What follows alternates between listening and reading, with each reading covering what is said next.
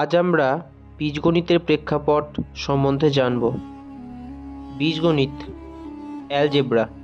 বীজগণিতকে ইংরেজিতে বলে অ্যালজেব্রা।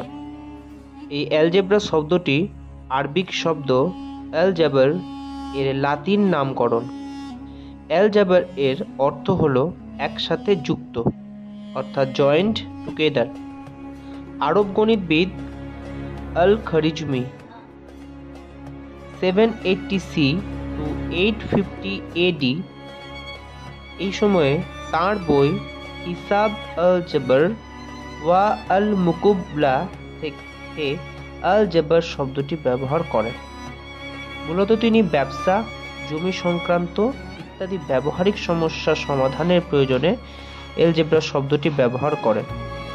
সাধারণভাবে আমরা বলতে পারি যে এলজেব্রা পাটিগণিতের মতোই একটি বিষয়, যেখানে সংখ্যার পরিবর্তে অক্ষর বা সংকেত ব্যবহার করা হয়।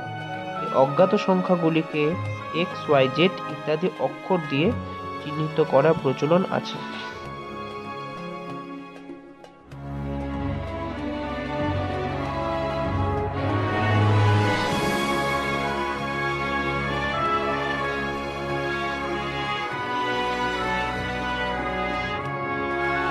যে কোনো বীজগণিত বইতে আমরা এক্স এর ব্যবহার খুব বেশি পরিমাণে দেখতে পাই।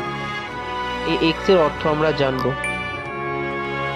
আসলে কোনো সমস্যায় অজ্ঞাত রাশিকে এক্স ধরে ওই সমস্যার অন্তর্গত শর্তগুলি প্রয়োগের মাধ্যমে এক্স নির্ণয় করা হয়।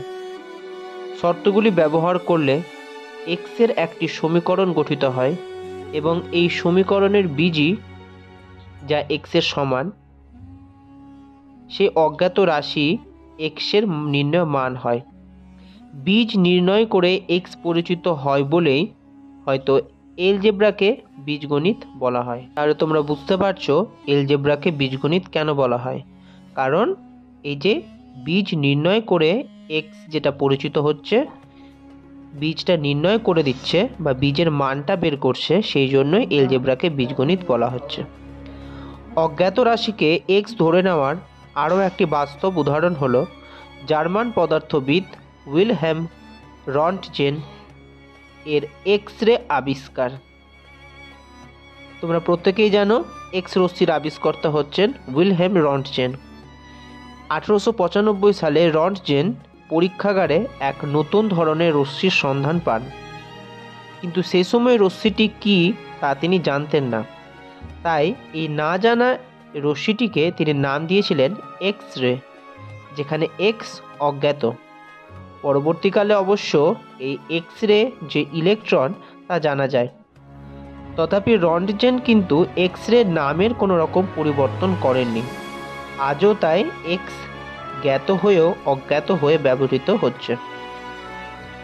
বীজগণিতের এই প্রেক্ষাপট তোমাদের কেমন লাগলো তোমরা অবশ্যই জানাবে।